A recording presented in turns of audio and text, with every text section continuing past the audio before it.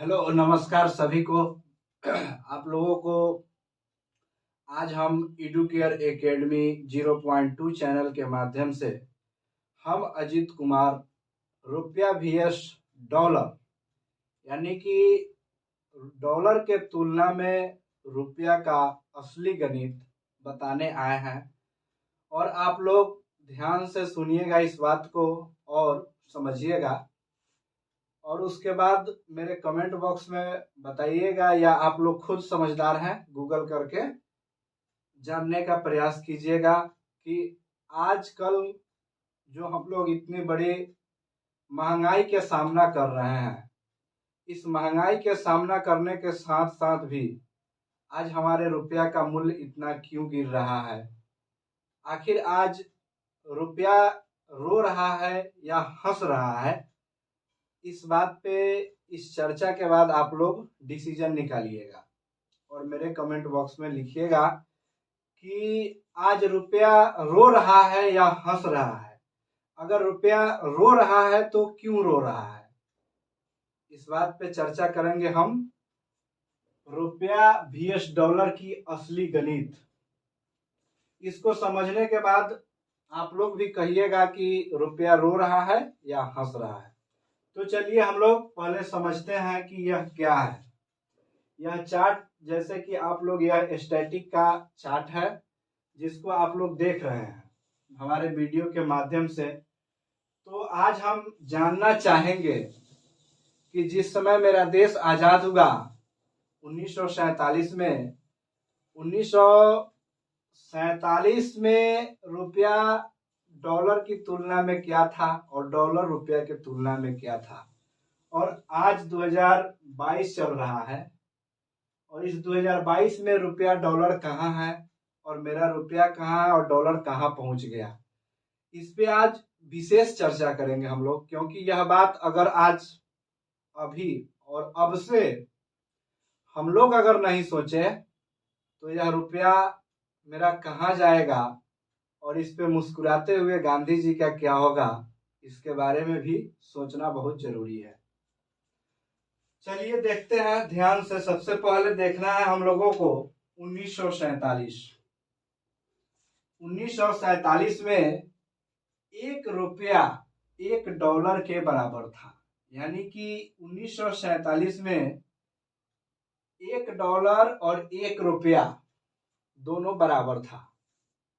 1947 में इतना बड़ा भीष्म जुल्म से मेरा देश आजाद हुआ, यानी कि 200 साल अंग्रेज राज किया मेरे देश पर, खोखला कर दिया। उस समय जब देश आजाद हुआ था, सारे नेताओं का सत्याग्रह, कितना युद्ध हुआ, कितना लड़ाई हुआ, कितना मतलब संसाधन नष्ट हो गया। उस समय कोई किसी भी प्रकार की संसाधन हमारे देश में नहीं था, फिर भी 1947 में रुपया एकदम डॉलर के बराबर था। यानी कि 1947 में एक रुपया का मतलब एक डॉलर था। चलिए अब 1947 के तो बात समझ गए हम लोग कि 1947 में एक रुपया एक डॉलर के बराबर था। 1947 के बाद आइए देखते हैं 1967 और 1971। 1967 और 1971 में 7.5 रुपया, जिसको हम लोग कहते हैं हिंदी में 7.5 रुपया, यानी कि 7.5, 1967 से 71 के बीच एक डॉलर के रुपया में कीमत था। यह बात रुपया में है। रुपया में 7.5 रुपया था, यानी कि 7.5 रुपया हम देते तो अमेरिका वाले यानी यूएस वाले से एक डॉलर लेते। अब 1976 से 77 में यही बढ़कर के हो गया 8.9, यानी कि 9 रुपए के बराबर हो गया। तो यहाँ पे धीरे धीरे धीरे धीरे बढ़ रहा था और हमारा रुपया धीरे धीरे धीरे धीरे नीचे जा रहा था, क्योंकि 1976-77 में 8.9 रुपया एक डॉलर का कीमत हो गया।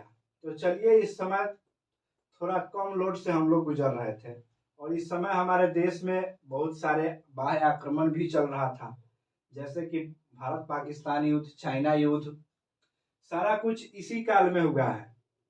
यहाँ से 1960 से जब शुरू कीजिएगा तो यहाँ तक आइएगा तो लगभग लगभग 3 युद्ध हमारा देश लड़ा है।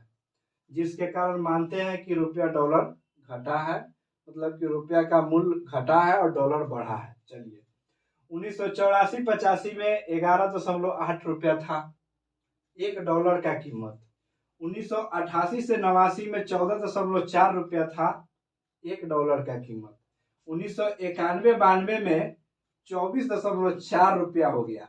यानी कि 1991-92 भी समझने की बात है। 1991-92 में 24.4 रुपया हो गया। 1992-93 में 30.6 रुपया हो गया। 1997-98 में 37.1 रुपया हो गया।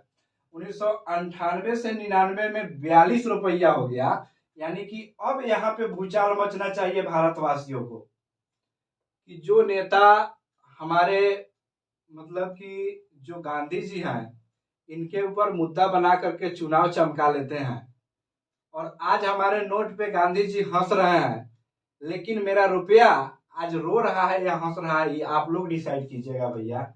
क्योंकि 1998-99 में 42 रुपया हो गया और 2001 से 2 में 47.69 रुपीज हो गया इसका कीमत और 2013-14 में 60 रुपया हो गया। ध्यान दीजिएगा, अब विशेष बात होगा। 2013-14 में 60 रुपया हो गया और 2021 से 22 में यह 74 रुपया हो गया। हमको लगता है कि 2024 के चुनाव आते आते यह डॉलर 80 के पार कर जाएगा। यह वीडियो यूट्यूब पर रिकॉर्ड रहेगा, आप लोग भी ध्यान रखिएगा। तो बात है कि अब हम आप लोग भी विचार कीजिएगा कि अब हम यह वीडियो क्यों बनाए हैं कि रुपया कहाँ जा रहा है, तो इसके मतलब में हम वीडियो क्यों बनाए हैं। हमारे देश में बहुत बड़े बड़े अर्थशास्त्री हैं, बहुत बड़े बड़े अर्थशास्त्री हैं। जैसे कि सबसे बड़े अर्थशास्त्री तो हमारे नजर से रघुराम राजन है, उर्जित पटेल हैं, जो आरबीआई के भूतपूर्व गवर्नर रह चुके हैं। और इन लोगों को कार्य करने के लिए मतलब आरबीआई के द्वारा सेवा दिया गया था कि आप लोग कार्य कीजिए, लेकिन ये लोग छोड़ दिए। हमको लगता है कि यहाँ पे कुछ न कुछ बाधा था। होता है कितना आदमी स्वतंत्र मूड के होता है, वो अपने हिसाब से काम करेगा, सरकार के दबाव में काम नहीं करेगा। तो आज जो रुपया 74 हो गया है, यानी कि यही एक डॉलर का कीमत 1947 में मात्र 1 रुपया था। आज यही 1 डॉलर का कीमत 2021-22 में 74 रुपया हो गया है। तो सोचिए कि अमेरिका का गवर्नमेंट और अमेरिका का सेंट्रल बैंक अपने रुपया को बढ़ाने के लिए 1947 से लेकर के 2021-22 तक कितना प्रयास किया है कि उसके मुद्रा का मूल्य बढ़ रहा है और हमारे द्वारा चुना गया प्रतिनिधि कहाँ सोए हुए हैं, क्या कर रहे हैं कि हमारे रुपया का कीमत घट रहा है। बात बहुत मुद्दा का है, क्योंकि अब हमारा देश महंगाई के चरम सीमा को पार कर चुका है। तो इस गणित के समझने के लिए रुपया vs डॉलर की असली गणित है कि सबसे पहले तो अमेरिका का सेंट्रल बैंक करता क्या है कि वह अपने यहाँ के ब्याज दर जो होता है, उसका जो फेडरल बैंक है सेंट्रल बैंक, वो अपने सेंट्रल बैंक में ब्याज दर को बढ़ाता है। तो ब्याज दर बढ़ने के बाद होता क्या है कि जितने भी इन्वेस्टर हैं, जैसे कि निवेश करते हैं, जगह जगह पे अलग अलग जगहों पे निवेश करते हैं, तो उनको ब्याज दर अधिक जहां मिलेगा वहीं ना अपना पूंजी निवेश करेंगे। तो अमेरिका का फेडरल बैंक उनको बहुत अधिक ब्याज दर देता है, तो ये सभी इन्वेस्टर अमेरिका के पास चले जाते हैं, अन्य देशों के पास इन्वेस्ट नहीं करते हैं, जिसके कारण बाजार में उसका मुद्रा का मूल्य गिरने लगता है। तो हुआ है यही असली कारण, क्योंकि हमारा आरबीआई, जो मेरा आरबीआई है जहां से मेरा भारत का सेंट्रल बैंक है, वह ब्याज दर इतना अमेरिका के तुलना में बढ़ा नहीं पाता है, जिसके कारण मेरे यहाँ इन्वेस्टर नहीं आता है। और जो भी इसके गवर्नर होते हैं, जो खुला स्वतंत्र काम करना चाहते हैं, सरकार के दबाव में ऐसा हो नहीं पाता है, जिसके कारण आज हमको सामना करना पड़ रहा है कि 2021-22 में 1 डॉलर का कीमत 74 रुपया। तो 74 रुपया चुकाते चुकाते हम लोग महंगाई के मार को अब और सहने वाले हैं, क्योंकि 2024 में मेरे यहाँ भारत में चुनाव होने वाला है और चुनाव के मद्देनजर देखिएगा कि इसके ऊपर क्या असर पड़ता है। अगर इस 74 में संशोधन हो रहा है या इसके लिए कुछ पहल किया जा रहा है, इसके लिए हमारी सरकार चाहेगी तो 1 मिनट में सुधार देगी। जैसे हुआ कि फेडरल बैंक, अमेरिका का फेडरल बैंक, वहां के ब्याज दर को बढ़ाया, तो आरबीआई भी अपना ब्याज दर बढ़ाए, इन्वेस्टर को दे, अपनी क्षमता को डेवलप करे। अब नहीं तो कब करोगे? जब 100 के पार हो जाएगा तब करोगे। इसलिए आरबीआई पता नहीं किसके और क्यों इतना दबाव में चल रही है कि रुपया का मूल्य 74 तक पहुंच गया, अभी तक इसका ब्याज दर पहले की जैसे जितना ही बना हुआ है।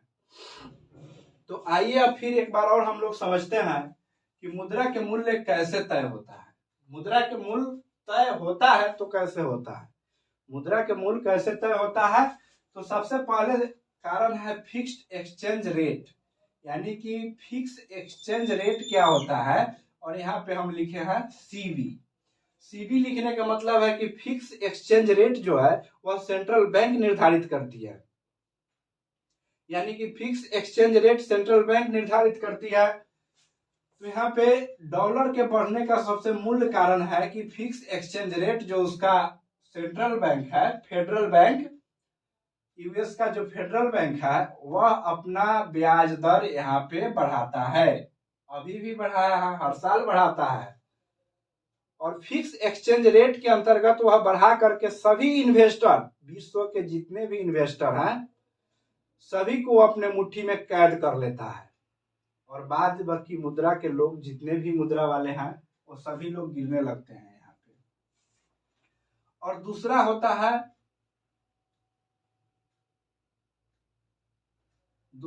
है floating exchange rate. Floating exchange rate के मतलब होता है कि वह पूर्ण रूप से मार्केट पर निर्भर होता है, कि आपके मार्केट में कैसा इन्वेस्टर है और कैसा खरीदार है, कैसा बिक्री करने वाला है, आपके मार्केट का उत्पादन कैसा है, उसमें कितना इन्वेस्ट करने वाले हैं, मार्केट में एकल अधिकार है या मार्केट पे बहु अधिकार है। एकल अधिकार के मतलब होता है कि मान लीजिए कि कोई मार्केट है जिसपे किसी एक कंपनी का वर्चस्व होना, वो जैसा चाहेगा वैसा कर लगा करके सामान को बेचेगा। तो अभी मार्केट का क्या हाल है और देश के मार्केट किसके हाथ में है, ये भारत के पब्लिक अच्छी तरह से समझ रही है। तो फ्लोटिंग मार्केट यानी कि फ्लोटिंग एक्सचेंज रेट मार्केट पे निर्भर करता है, ठीक है। उसके बाद में आता है मैनेज एक्सचेंज रेट, यहाँ पे हिंदी में हम लिखे हैं सरकार। मैनेज एक्सचेंज रेट आप लोग गूगल करके देखिएगा कि मैनेज एक्सचेंज रेट किसके द्वारा तय किया जाता है। मैनेज एक्सचेंज रेट एकदम पूरी तरह से सरकार के ऊपर निर्भर होता है। इसलिए सरकार के ऊपर निर्भर होता है कि मान लीजिए कि यूएस का फेडरल बैंक अपना इन्वेस्टिंग रेट बढ़ा रहा है, तो सरकार परमिशन देगी आरबीआई को कि आप भी बढ़ाइए। सरकार मैनेज करेगी, जो चीज हम यूएस को भेजते हैं उस पर टैक्स इंक्रीज करेंगे। जो चीज हम, मान लीजिए आयात निर्यात एक देश के लिए दोनों जरूरी है, तो जो चीज हम आयात निर्यात कर रहे हैं उस पर विशेष ध्यान देंगे ना, इस चीज के लिए सरकार जिम्मेवार है। तो मैनेज एक्सचेंज रेट के लिए सरकार जिम्मेवार है। और किसी भी देश की मुद्रा के मूल्य में गिरावट, अब यहाँ पे समझना बहुत अति आवश्यक बात है कि भाई किसी भी देश की मुद्रा का मूल्य आखिर गिर रहा है तो इसके गिरावट का मूल कारण क्या है। जहां से रिसोर्स है उस पैर को पकड़िए और ऐंठ दीजिए सीधे। तो यहाँ पे अब समझिएगा आप लोग कि कैसे होगा यह बात सोल्व, कि किसी भी देश के मुद्रा के मूल्य में गिरावट में मूल कारण क्या है। सबसे पहला कारण है रोजगार की कमी। रोजगार की कमी होगा, पैसा का उत्पादन नहीं होगा, रोजगार मिलेगा ही नहीं तो आम आदमी कहां से कमा पाएगा, कहां से रुपया लाएगा जो अपने अकाउंट में सेविंग करेगा, जिससे अकाउंट का रेट बैंक के माध्यम से आरबीआई को जाएगा ताकि आरबीआई के पास बहुत सारा पैसा रिकॉर्ड हो सके। तो ये सब कहां से आएगा बताइए। रोजगार की कमी है, तो रोजगार में तो हमारी सरकार एकदम हाई लेवल पे है। इस चीज को हमारी भारत के एक एक जनता जान रही है, एक एक आदमी जान रहा है, एक एक बच्चा जान रहा है कि रोजगार के मामले में हमारे सरकार की क्या आलोचना की जाए या क्या प्रशंसा की जाए, ये आप लोग कीजिएगा। मुद्रास्फीति, वृद्धि दर और जीडीपी, यानी मुद्रास्फीति के बारे में भी जानना जरूरी है और जीडीपी के भी बारे में जानना जरूरी है। अब जीडीपी की बात रहा, यानी कि ग्रोस डोमेस्टिक प्रोडक्ट, यानी कि घरेलू उत्पाद। तो आपके पास संसाधन रहेगा, साधन रहेगा, तभी ना घरेलू उत्पादन कीजिएगा। कहाँ से कर लीजिएगा? विदेश से सामान खरीद के घरेलू उत्पादन कर लीजिएगा का? तो इन सभी में जब गिरावट आएगा, इन सभी चीजों में जब गिरावट आएगा तो मुद्रा के मूल्य ऑटोमेटिक गिरेगा। विनिर्माण सेक्टर का प्रदर्शन, मान लीजिए मेरे पास पैसा ये नहीं है, ऋण लेकर के बहुत सारा कर्ज लेकर के निर्माण का कार्य शुरू कर दिए, जैसे कि बहुत बड़ा अपार्टमेंट बना रहे हैं, घर बना रहे हैं, हम लोग छोटी भाषा में समझे, कर्ज लेकर के घर बना रहे हैं, अस्पताल बना रहे हैं। इन सभी चीजों में जो व्यय हो रहा है, अपने पास तो सिक्योरिटी मनी है नहीं या जमा स्टॉक मनी है नहीं, और विनिर्माण सेक्टर का प्रदर्शन और सर्विस सेक्टर का भी प्रदर्शन है, मतलब कि जो आपको सेवा दे रहा है, मान लीजिए सरकारी अस्पताल से आपको सेवा मिल रहा है और उस सरकारी अस्पताल में सरकार के द्वारा अनुदान उचित तरीका से नहीं मिल रहा है, वो सब घट रहा है। तो इन सभी सेक्टरों को मिला करके देखा जाए तो इन सभी चीजों में अगर देश के मुद्रा का मूल्य गिर रहा है तो हम एक तरफा सरकार को जिम्मेवार नहीं कह सकते हैं, सरकार के साथ साथ आम आदमी भी जिम्मेवार है। लेकिन मूल रूप से हम जिस चीजों को सपोर्ट करते हैं, जो हमारी गवर्नमेंट होती है, जो जनता के द्वारा चुन के जाती है, उसका काम है इसको देखना कि 74 डायरेक्ट कैसे होते जा रहा है, और 74 हो रहा है तो क्यों हो रहा है, अपना भी तो कुछ काम किया जाए यहाँ पे। और इसका भारत के खामियाजा इस प्रकार भुगतना होता है कि भारत जितना भी क्रूड ऑयल यानी कच्चा तेल है वो दूसरे देशों से डॉलर में खरीदता है। आपके यहाँ और मेरे यहाँ जो गाड़ी चल रही है रोड पे, या हम लोग जो मोटरसाइकिल चला रहे हैं, 4 चक्का चला रहे हैं, उसमें जो फ्यूल यूज करते हैं वो सब डॉलर में खरीदा के आता है, जिसके कारण हो रहा है कि यहाँ पे अधिक महंगाई बढ़ते जा रहा है और इस पे कोई अंकुश नहीं लगा रहा है। क्यों नहीं लगा रहा है? क्योंकि आम आदमी के हाथ में है ही नहीं है इस पे अंकुश लगा रहा है। इसमें अंकुश लगा सकता है तो भारत सरकार लगा सकता है, दूसरा में आरबीआई लगा सकता है। आरबीआई क्या करेगा कि आरबीआई अपना ब्याज दर को बढ़ाएगा ताकि इन्वेस्टर आकर के फेडरल बैंक में निवेश नहीं करके आरबीआई में निवेश करे, भारत में निवेश करे, ताकि उनको ब्याज अधिक मिले। और ब्याज मिलेगा जब वह यहाँ इन्वेस्ट करेंगे तो यूएस का जो डॉलर का कीमत है वो ऑटोमेटिक घटेगा। तो कभी भी इस पे वर्क तो की नहीं भारत सरकार, हमको तो नहीं लग रहा है इस ग्राफ के देखने के बाद कि हमारी गवर्नमेंट कभी भी इस पे वर्क की है। इस पे वर्क किया जाए, अगर हमेशा कभी भी इस ग्राफ को देखने के बाद अंदाजा नहीं लग रहा है कि कब घटा है,